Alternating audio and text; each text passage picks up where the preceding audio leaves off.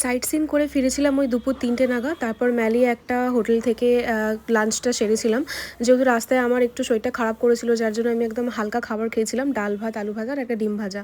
তারপর সারা বিকালটা এই ম্যালেই কাটিয়েছিলাম এবং এই ম্যালের সানসেটের টাইমটাও এত সুন্দর না, নিজের চোখে না দেখলে বিশ্বাস করতে পারবে না। তারপর যেহেতু হাতে একটু সময় কম ছিল, তার জন্য ভেবেছিলাম আজকেই শপিংটা সেরে নেবো। আর শপিংয়ের জন্য আমি এসেছিলাম চকবাজারে। তবে আমি তোমাদের সাথে একটা নিজের পার্সোনাল এক্সপিরিয়েন্স একটা শেয়ার করছি, যে অনেকে হয়তো বলে যে চকবাজার সস্তা, কিন্তু আমার সেটা মোটেই মনে হয় না। কারণ পার্টিকুলার আমি যে জিনিসগুলো কিনেছি সেই সমস্ত জিনিস কিন্তু মেলে 100 টাকা করে কম।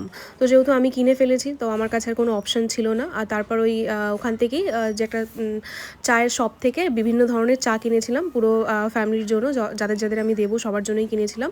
তারপর রুমে ফিরে সন্ধ্যের দিক করে একটু কফি খেয়েছিলাম। আর রাতের ডিনারটা ওই হোটেলের মানে ইন হাউস রেস্টুরেন্ট থেকেই করেছিলাম।